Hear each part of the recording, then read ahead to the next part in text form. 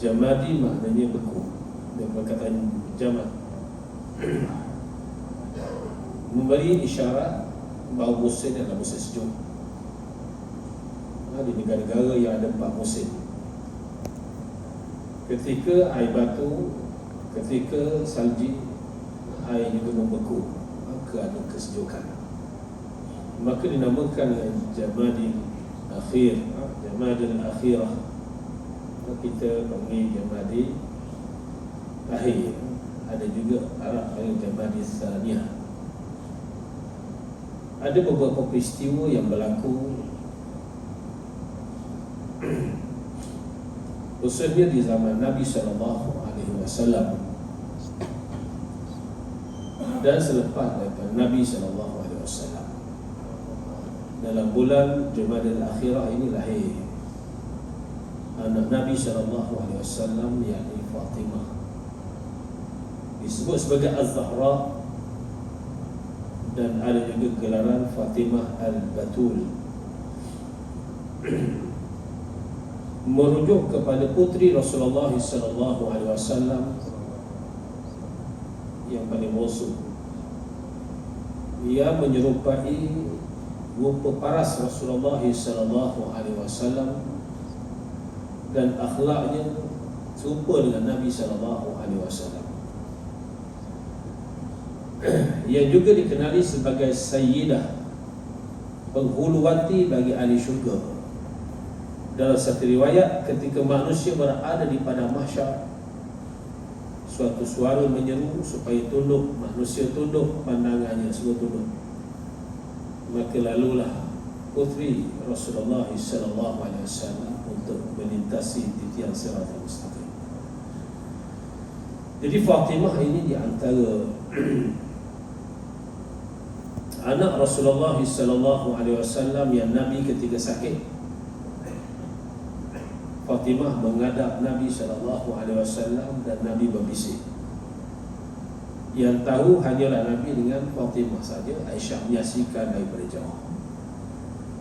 Nabi SAW berbisik.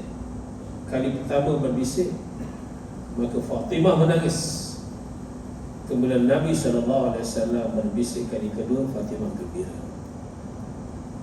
Setelah selesai daripada ziarah ayahnya Nabi Muhammad SAW, Aisyah melihat. Aisyah tanya, wahai Fatimah, apa yang kau bisikkan dengan ayah kamu? Apakah ayah kamu bisik? Lalu Fatimah kata, sekarang tak nak beritahu. Sehinggalah wafatnya Rasulullah SAW, maka Fatimah memberitahu kepada Aisyah. Adalah hadis disebut. Ada pun sekarang ini boleh aku ceritakan bahawa Nabi SAW, bisikan yang pertama Nabi bisik kepada Fatimah bahawa Allah Subhanahu Wa Taala telah memberi isyarat tanda bahawa ayah kamu ni akan pergi menghadap Allah Subhanahu Wa Taala. Maka Fatimah menangis. Bila melihat Fatimah menangis, maka Nabi SAW bisik kali yang kedua.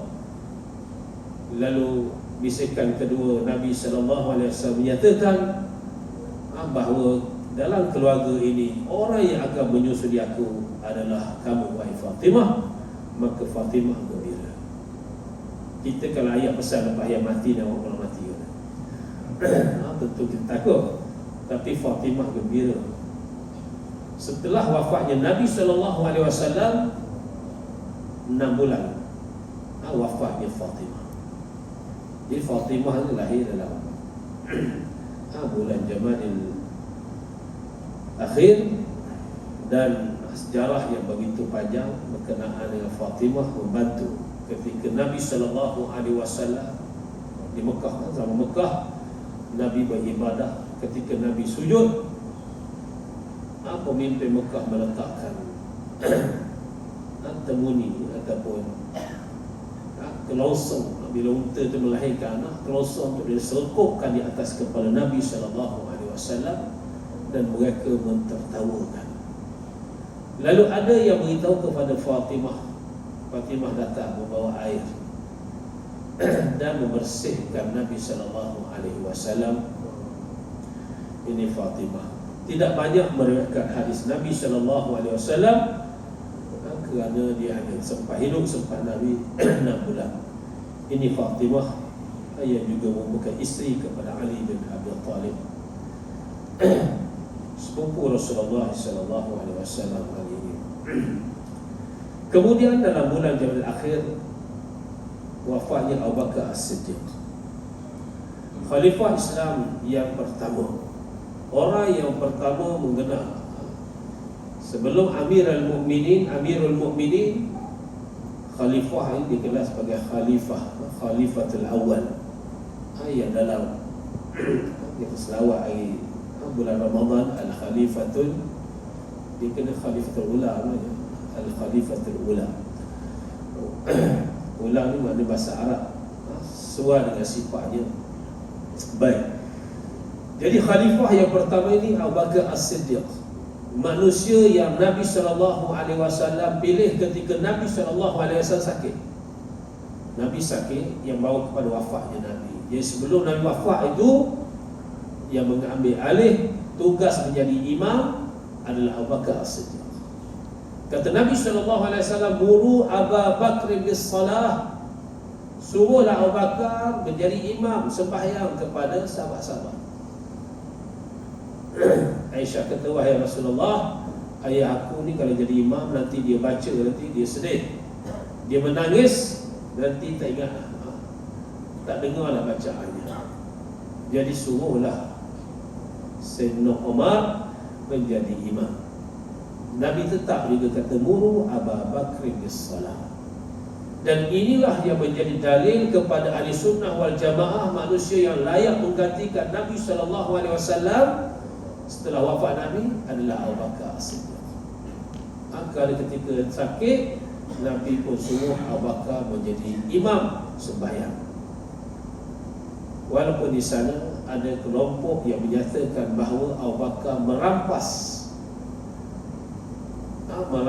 takhta pemerintahan selepas wafat Nabi SAW, mereka kata yang layak adalah Sayyidina Ali.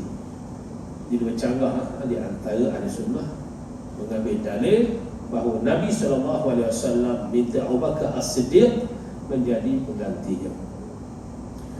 Dan Abu Bakar As-Siddiq dalam ucapan yang masyhur ketika di bai'ah, ayyuhan nas inni qad wullitu alaikum walastu bi khairikum, wahai manusia, sesungguhnya aku telah dilantik menjadi pemimpin kamu.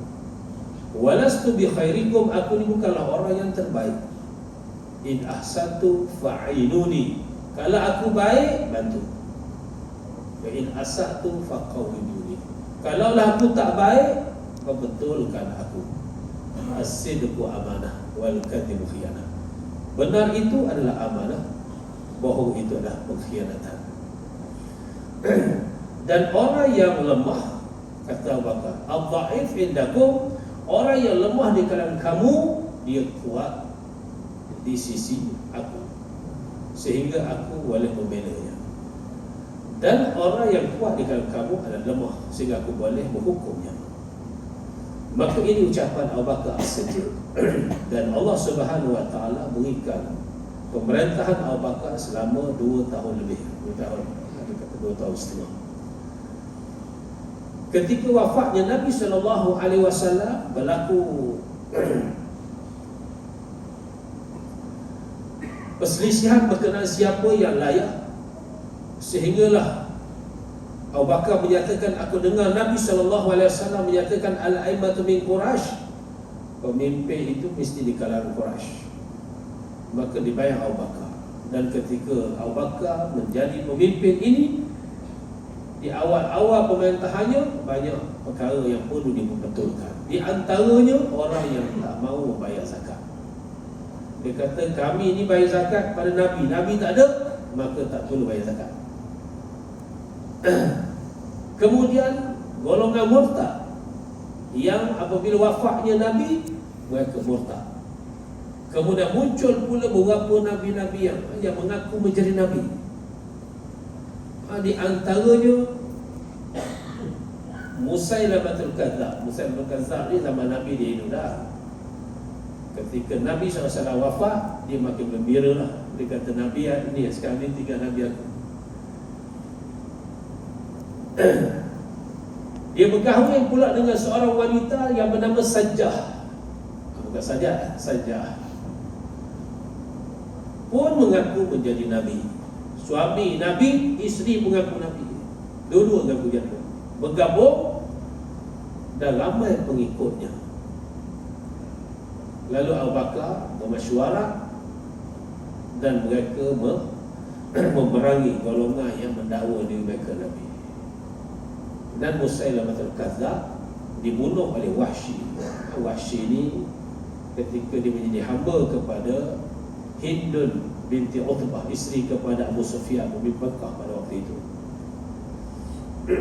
Maka Hindun meletakkan syarat, kalau kamu nak bebas, nak merdeka, kamu kena bunuh Hamzah. Dia berlatih dan berjaya membunuh Sayyidina Hamzah. Takdir Allah Subhanahu wa taala, dia memeluk Islam. Nabi SAW menerima Islamnya, cuma Nabi rasa, Nabi kata, aku tak berapa kuat untuk melihat wajah kamu yang telah membunuh pakcik aku. Menyebabkan dia tak duduk di Madinah Wahsy ni. Sehinggalah di zaman Abu Bakar As-Siddiq, dia menyertai peperangan menentang Musailamatul Kadzab, dan Wahsy berjaya membunuh Musailamatul Kadzab. Dan masyhur ucapan Wahsy ketika zaman jahiliyah, aku telah membunuh orang yang paling baik di kalangan mereka, yakni Sayyidina Hamzah. Jadi sebagai taubat aku, ketika aku telah memeluk Islam, aku membunuh orang yang paling jahat sekali di kalangan mereka, yakni Musailamatul Kadzab. Maka ini di antara taubat. Taubat ni bila kita jahat, dulu-dulu jahat, gunakan duit untuk perkara maksiat, bila dah bertaubat ni, kena gunakan kewangan itu untuk perkara yang taat. Kalau dulu gunakan kekuatan, kesihatan kita pergi tempat-tempat maksiat, bila bertaubat, maka pergilah tempat-tempat yang ibadah, pergi ke masjid. Masa dulu pergi ke amalan. Jadi maknanya ini cara bertaubat. Dan Abu Bakar As-Siddiq wafatnya dalam keadaan dia mengisyaratkan penggantinya. Nabi SAW wafat, Nabi tak tunjuk siapa jadi khalifah. Tetapi Abu Bakar As-Siddiq ketika dia sakit, dia cadang nama, yakni Sayyidina Umar. Menjadikan sahabat-sahabat gerun bila mendengar Sayyidina Umar akan menjadi khalifah ni. Tapi macam mana? Memang itu di antara, kalau membincangkan berkenaan dengan pelantikan pemimpin ini dalam Islam, ada lantik dengan bil isyarah, ada lantik dengan bil musyawarah, lantik dengan tunjuk, ada lantik dengan masywarah. Seperti mana Sayyidina Umar setelah ditikam yang memutuskan usus-ususnya, diberi minum susu, semangkuk susu, semangkuk telah keluar daripada perutnya, tapi dia hidup 3 hari. Dia kata, masywaratlah kamu, sahabat-sahabat yang Nabi SAW jamin sebagai ahli syurga. Pada waktu itu ada 7 orang. Dikeluarkan seorang kerana dia adalah orang yang dekat dengan Sayyidina Umar. Takut bias, maka bermesyuaratlah dan memilih 2 tokoh, Sayyidina Ali dan juga Sayyidina Uthman. Kemudian berlaku pengundian, maka rakyat pada waktu itu memilih Sayyidina Uthman. Jadi pelantikan Uthman dengan cara masyuarah, pelantikan Umar dengan cara isyarah, tunjuk. Ada pelantikan Abu Bakar As-Siddiq ini sahabat juga bermasyuarah, berbincang.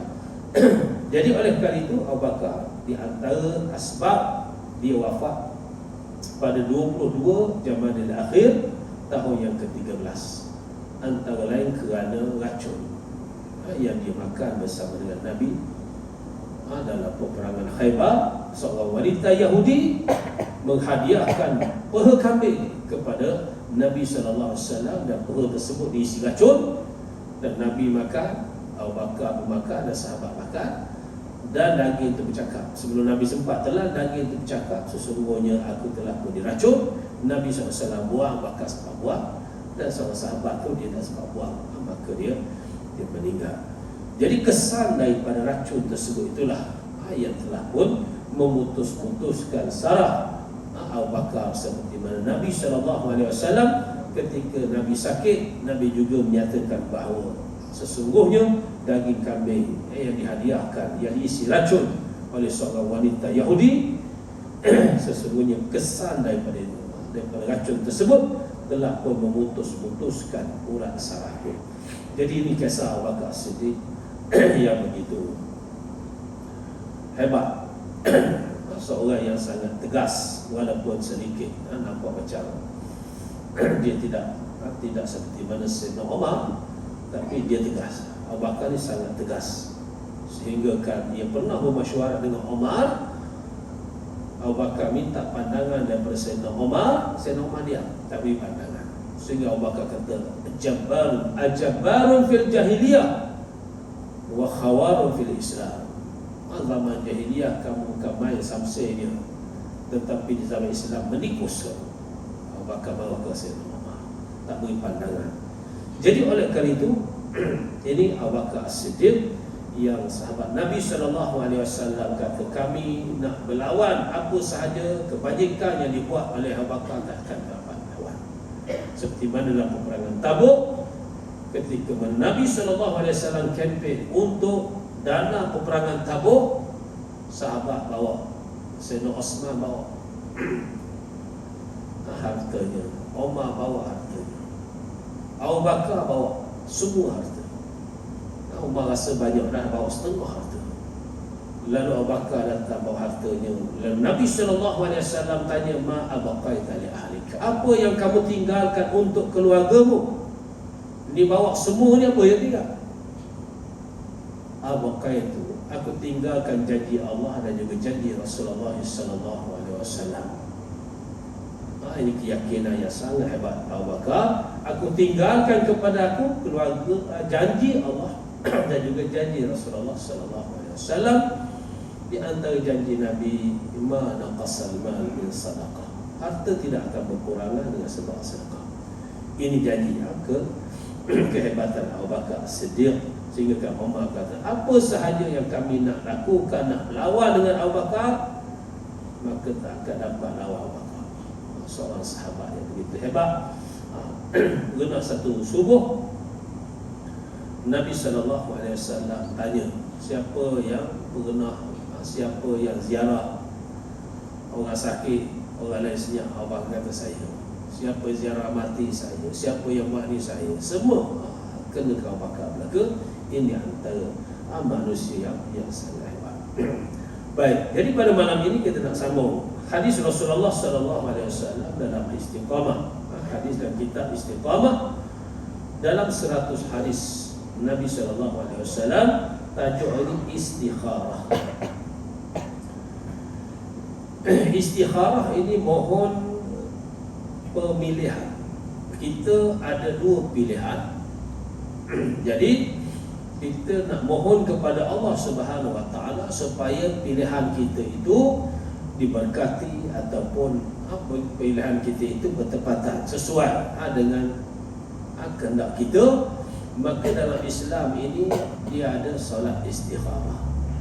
Kemudian dalam solat istikharah pula dia ada doa yang diajar oleh Nabi SAW di bawah hadis an Jabir bin Abdullah radhiyallahu ta'ala anhu qala kana Rasulullah sallallahu alaihi wasallam yu'allimuna al-istikharah fil umur kulliha ka surah min al-Quran.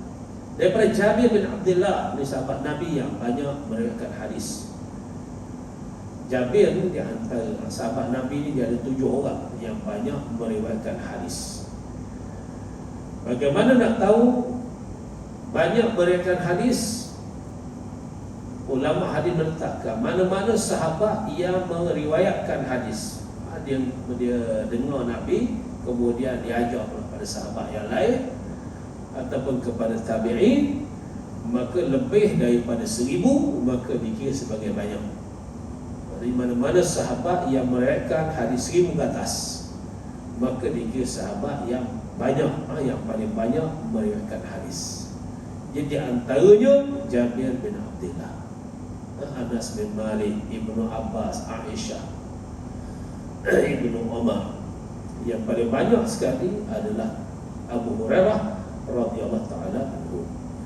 Baik. Jadi Jabir bin Abdullah meriwayatkan katanya Rasulullah sallallahu alaihi wasallam mengajar kami istikharah. Sembahyang istikharah, doa istikharah dalam fil umuri kulliyah, pada semua perkara, seperti mana Nabi mengajar surah Al-Quran. Mana Nabi mengajar sungguh berkenaan dengan salat istikharah dan juga doa istikharah ni.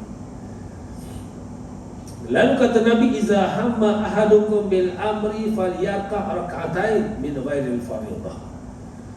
Jika ada rasa, ada niat, ada satu perkara yang perlu kita buat pilihan, nak menguruskan sesuatu, maka kata Nabi SAW, falyarka' rak'atain, maka sembahyanglah 2 rakaat min ghairil fardhah, bukan sembahyang fardu tapi sembahyang sunat. Saya pernah berkawan dengan seorang Arab.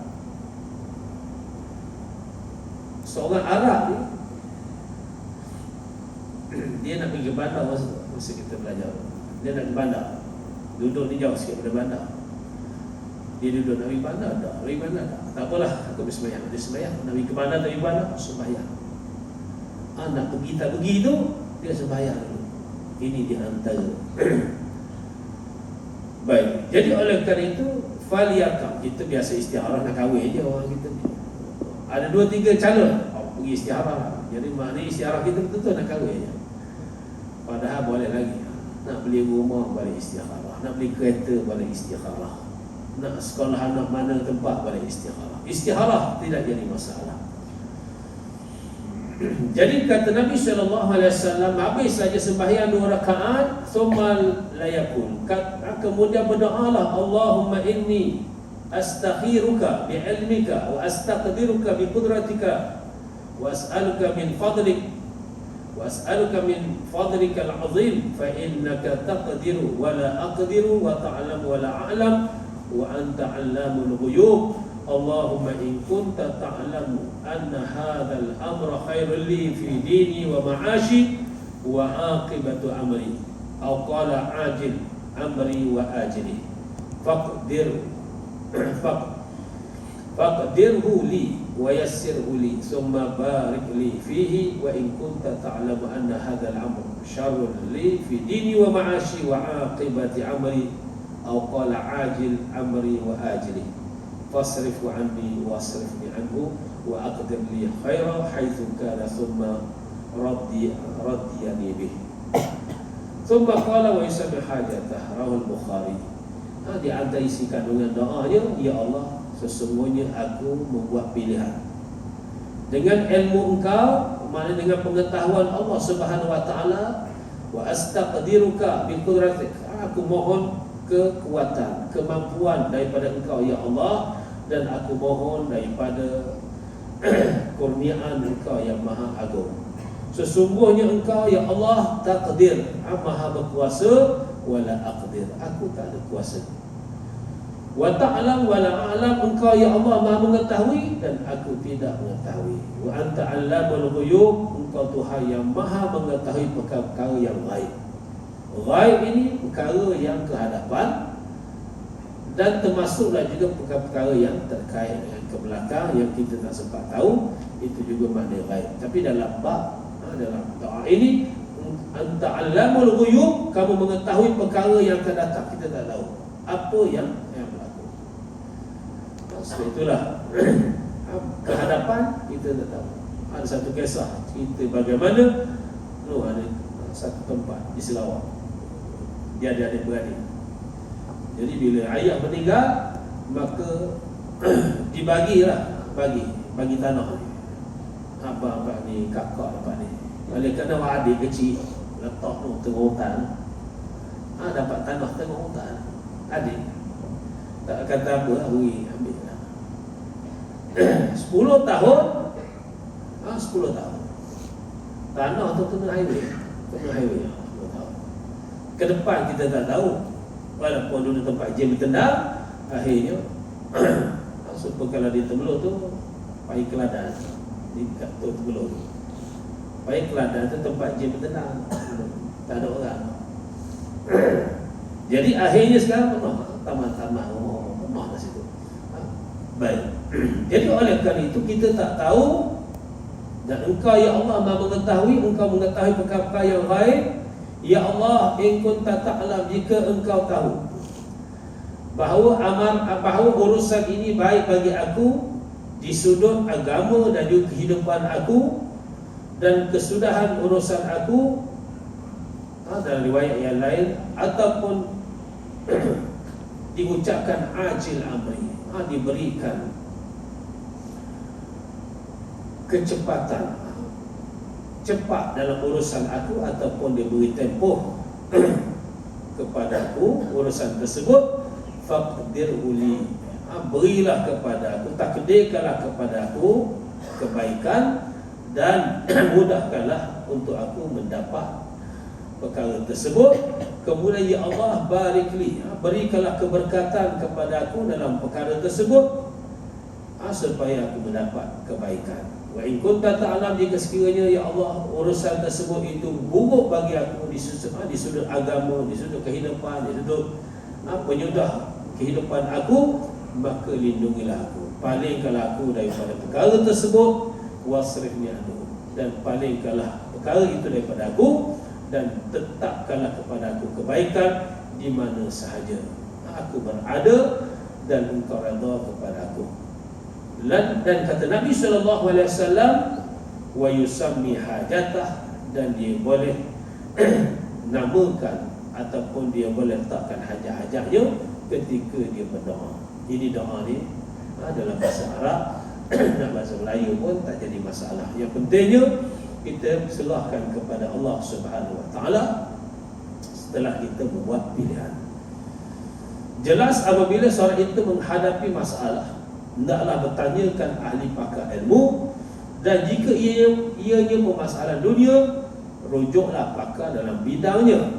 Pendek kata, orang yang meminta nasihat tidak pernah menyesal.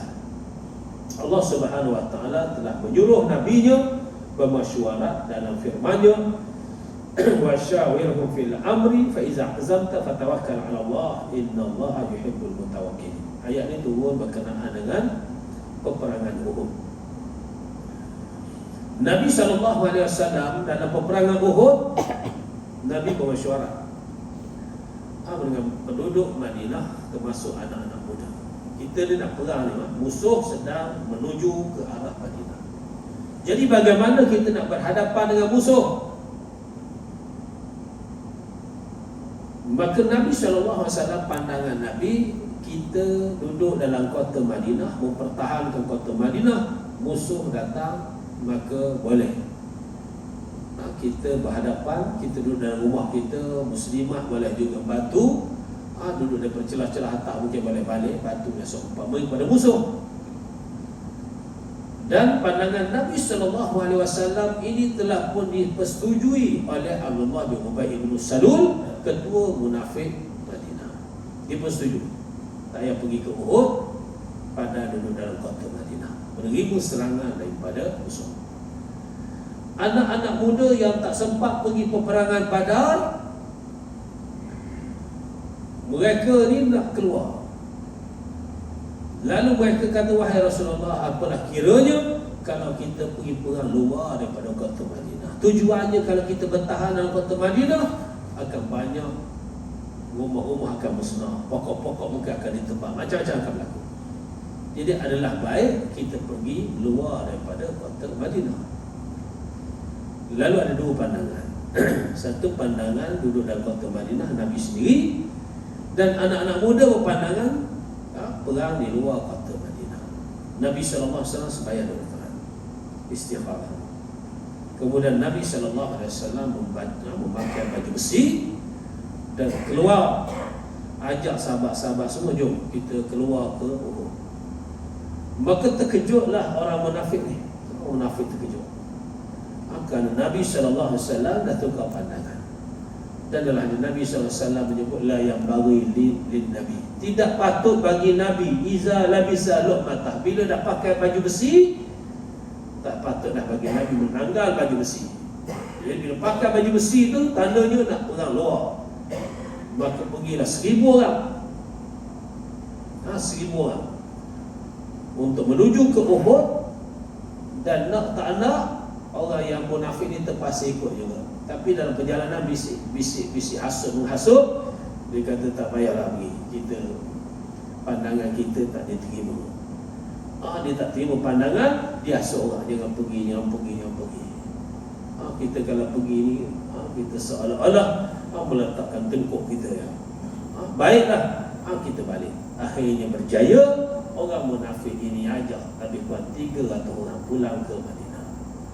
300-700 orang berada di Bukit Uhud. Yang ceritanya panjang, sehinggalah Nabi dah beritahu apa-apa yang berlaku kepada orang siapa yang ditugaskan untuk memanah atas Bukit Uhud. Apa sahaja yang berlaku di bawah, menang ke kalah ke, jangan turun, jaga bukit.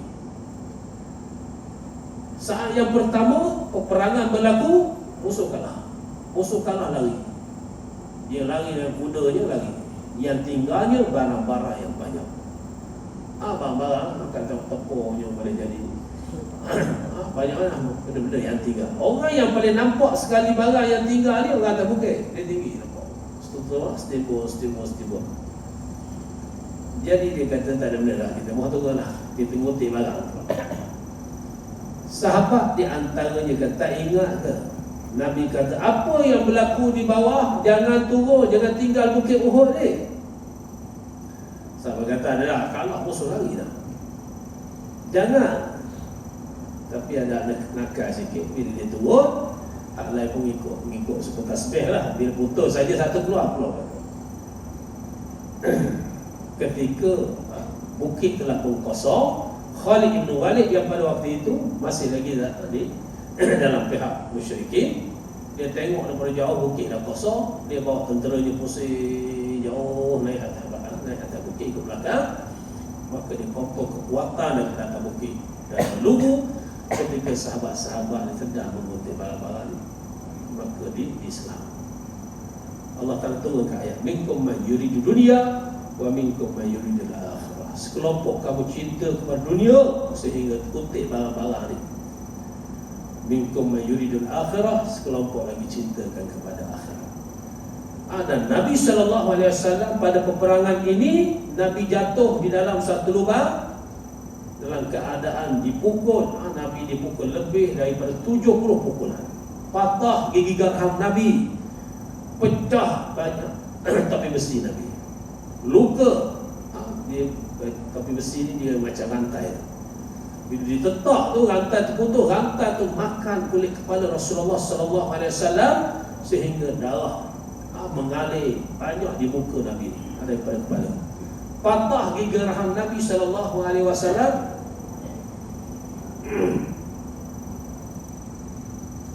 Sehingga kan Nabi SAW pada waktu itu sangat banyak cedera Nabi.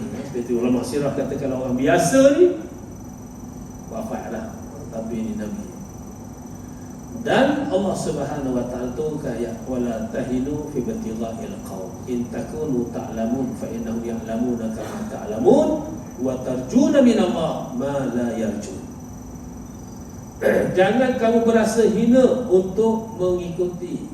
Sebab peperangan Uhud ni ada satu peperangan lagi, Khamra'ul Asad. Nabi suruh Sayyidina Ali mengikori kelompok Quraisy ini. Jadi Allah Ta'ala kata, jangan kamu berasa hina untuk mengikuti ni. Walaupun kamu dikira berluka banyak, in takunu ta'lamun, kalau kamu luka fa innahum ya'lamun, mereka juga luka. Cuma biasanya kamu wa tarjuna min Allah, kamu ada pengharapan, ada pahala di sisi Allah Subhanahu wa ta'ala. Nabi balik ke Madinah dalam keadaan luka yang parah. Sehingga Nabi SAW kata lepas ni tak nak mesyuarat dah. Nabi kata lepas ni tak nak mesyuarat dah. Lalu Allah Ta'ala turunkan ayat ni, wasyawirhum fil amr. Wahai Muhammad, tak apa, mesyuarat letak wasyawirhum fil amr, bermesyuaratlah kamu dalam semua perkara. Fa iza azamta, jika kamu telah pun berazam, maka fatawakkal ala Allah, serahkan kepada Allah Subhanahu wa taala. Innallaha yuhibbul mutawakkilin. Allah Subhanahu wa taala suka kepada orang-orang yang bertawakal. Dan mesyuarat juga merupakan sebahagian daripada urusan yang sangat penting dalam sebuah organisasi. Cuma Nabi SAW sebab itu sahabat kata Nabi ni dah dalam bab bermesyuarat, Nabi memang sentiasa mesyuarat. Cuma mesyuarat ni kadang-kadang 2 orang, 3 orang mesyuarat. Suami isteri pada mesyuarat. Jadi oleh kerana itu, penting tak pentingnya mesyuarat ini, satu surah dalam Al-Quran namanya Asy-Syura. Syura ni mesyuarat. Dan Allah Subhanahu wa taala tak pernah memisahkan di antara sembahyang dengan zakat. Dalam Quran bila sebut aqimus solah wa atauz zakat, tapi dalam ayat berkenaan dengan mesyuarat ini, Allah Subhanahu wa taala pisahkan di antara sembahyang dengan zakat untuk diletakkan tengah-tengah itu mesyuarat. Walladzina istajabu li rabbihim, orang-orang yang menyahut seruan Allah. Wa aqimus solah, mereka mendirikan sembahyang. Wa amruhum syura bainahum, dan mereka bermesyuarat dan urusan mereka. Wa mimma razaqnahum yunfiqun, dan mereka mengeluarkan zakat, berinfak, nafkahkan. Jadi Allah Ta'ala pisahkan di antara sembahyang dengan zakat ini, diletakkan wa amruhum syura bainahum, untuk menyatakan pentingnya bermesyuarat. Jadi istikharah ini juga sebahagian daripada mesyuarat. Selain daripada bermesyuarat dengan orang yang berpengalaman, kita juga bermesyuarat dengan Allah Subhanahu wa taala dengan cara kita sembahyang istikharah. Maka sesiapa yang diminta nasihat oleh saudaranya, maka berikanlah nasihat dan tunjuklah idea terbaik yang tidak mampu dicapai olehnya. Bermesyuarat ini adalah satu daripada perkara yang juga boleh menghilangkan diri manusia daripada sifat cuai. Walau bagaimanapun manusia mungkin belum boleh sampai ke tahap yakin melalui cara ini. Ini adalah kerana semua adalah urusan masa depan, dan di sinilah bermulanya peranan istikharah.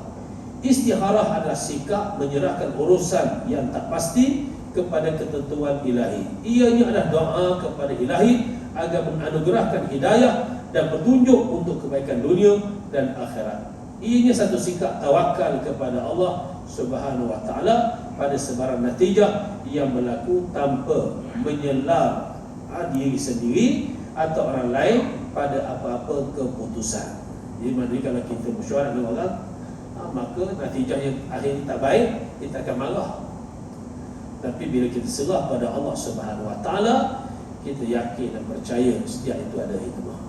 Satu benda itu dia ada hikmah. Satu cerita bagaimana seorang ayah dengan anak. Dia musafir ke satu tempat. Dalam perjalanan naik kaldai, tiba-tiba kaldainya patah kaki. Dia 2 orang. Jadi bila patah kaki, kaldai patah kaki.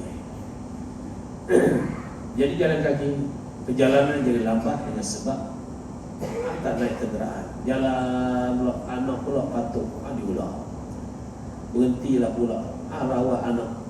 Kemudian berjalan slow-slow perlahan, ayah pula tersapu, patah kaki ayah. Duduk pula berehat lama. Meneruskan perjalanan sedikit demi sedikit, akhirnya sampai mereka di tempat yang mereka tuju, dan dilihat bahawa kampung-kampung tersebut telah musnah dengan gempa bumi. Manusia mati bagi lempar, nampak di batu, di sompah di bangunan. Lalu barulah mereka tahu, kalaulah kita cepat sampai, kita mati situ dulu. Tapi Allah Ta'ala lambatkan. Jadi makna kadang-kalanya Allah Subhanahu Wa Taala buat lambat tu ada hikmahnya. Maka kerana itulah satu benda itu kadang-kalanya ada hikmah. Mempunyai diri akan merasa tenang dan sentiasa redha dengan qada dan qadar, walaupun ia mungkin meresahkan dirinya, kerana Allah Subhanahu Wa Taala telah berfirman, wa asa an tuhibbu syai'an wa huwa syarrun lakum wallahu ya'lamu wa antum la ta'lamun. Ayat ni ayat perang. Kutiba alaikumul qital, diwajibkan kepada kamu perang. Wa huwa kurhun lakum, peperangan ini memang kamu tak suka. Sebab peperangan ini boleh yang pertama sekali mencacatkan. Khalid ibn Walid tidak ada satu tapak tangan pun di jasadnya tak ada parut. Semua berparut. Di pipi parut, di dahi parut, atas belakang, leher, tengkok, semua berparut. Khalid ibn Walid. Jadi peperangan ini boleh mencacatkan, boleh mati, boleh macam-macam boleh. Jadi kamu tak suka, boleh jadi apa yang kamu tak suka itu baik bagi kamu. Bila kamu perang, Islam menang. Kamu dapat mendaulatkan syariat Allah Subhanahu Wa Taala. Kamu dapat harta rampasan perang, ghanimah dan seumpamanya. Wa asa tuhibbu syai'an, boleh jadi satu benda yang kamu suka itu dia tidak baik bagi kamu. Allah ya'lamu, Allah Taala tahu dan kamu tidak tahu. Sebab itu kalau kita minta doa pada Allah, ya Allah kaya, minta kaya, tak kaya. Kadang-kadangnya mungkin ada kebaikan. Sebab kalau kaya, masjid pun tak jumpa lah kebaikan. Boleh jadi dah kaya, manusia lepas tempat lain, tak pergi tempat ketaatan. Sebab itulah ada orang Allah Subhanahu Wa Taala berikan kekayaan, dah tua, ketika dah tak boleh nak makan mana-mana, tak boleh dah. Tapi kaya, dia boleh bersedekah. Allah Ta'ala sayang, dia sedekah. Tapi kalau beri kaya muda, tak jumpa sedekah pun tak boleh jadi. Jadi dengan sebab itulah, oleh itu dia kata wajar bagi si mukmin yang mahu melakukan satu urusan, bermakna untuk segera mengamalkan salat istikharah dengan bersalat 2 rakaat dan berdoa dengan doa yang diajar oleh Nabi SAW. Selepas itu dia hendaklah redha dengan ketentuan dan menganggapnya ada kebaikan selagi ia datang daripada Allah Subhanahu Wa Taala dan ia berlaku selepas munajat dan doa yang penuh yakin. Jadi oleh kerana itu Nabi SAW datangkan bagaimana kita nak berhadapan dengan pemilihan. Kita nak milih sesuatu, Islam datangkan. Setelah manusia berfikir, bertanya kepada orang yang lebih berpengalaman, maka kita juga boleh mohon kepada Allah Subhanahu Wa Taala istikharah supaya diberikan kebaikan di atas pilihan kita. Ini juga di antara yang merupakan sebahagian daripada ajaran Islam. Sebab itu Islam ni dia meliputi semua dalam kehidupan manusia, menyelesaikan banyak masalah. Tak ada benda yang tertinggal. Sebab itulah adalah Islam ni yang dipanggil sebagai syumul. Islam ni syumul kerana dia ada belaka semua ada. Agama lain tak ada. Sebab itu dalam bab berkat, Islam menjuarai berkat. Tak ada agama lain ni tak ada berkat-berkat ni. Payah manusia nak baca berkat, tapi Islam ada berkat. Keberkatan inilah yang disebut sebagai jundun min junudillah, tentera daripada tentera-tentera Allah. Kata Syekh Mutawalli Syahrawi, berkat ini adalah tentera Allah. Bila dia masuk ke dalam dada kita, kita akan jadi tenang. Bila masuk dalam poket kita, dalam dompet duit kita, cukup ya. Bila masuk dalam rumah tangga, maka dia akan bahagia. Maka dengan sebab itulah kita mohon pada Allah supaya diberi keberkatan dalam hidup. Kena doa berkat. Sebab itu orang yang kahwin kita sebut barakallahu lakuma, supaya mereka dapat keberkatan, manfaat daripada kehidupan bersuami isteri. Jadi berkat-berkat ini sangat penting dalam kehidupan kita, sehingga dalam salam pun Assalamualaikum warahmatullahi wabarakatuh. Barakatuh itu berkat. Maknanya kita doa untuk mendapat keberkatan. Jadi sekali dulu, insya-Allah mudah-mudahan Allah Subhanahu Wa Taala memberikan kebaikan kepada kita.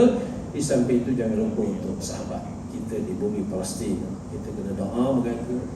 Kalau ada dana sumbangan dan seumpamanya, berterusan. Kerana mereka sedang diperangi. Sehingga ke hari semalam 27,000 orang dah meninggal. Baru ni kita dengar 18,000, ni dah 27 yang telah pun syahid. Pun begitu, ada hikmah yang tak boleh bagi Allah Subhanahu Wa Taala. Kerana umat Islam pernah dibunuh 1 juta zaman Tatar Mongol. Sehingga Ibnu Athir, seorang ulama sejarah, ketika nak menulis, orang suruh tulislah ni kisah pembunuhan. Dia kata, apa nak baca dah 1 juta umat Islam. Pada waktu itu, juta ni banyak. Dah habis dah umat Islam 1 juta. Tapi akhirnya Allah Ta'ala datangkan pula Ashabul Ukhdud, begitu juga dibakar hidup-hidup begitu ramai. Tetapi Allah Subhanahu Wa Taala munculkan pula manusia-manusia yang beriman yang lainnya.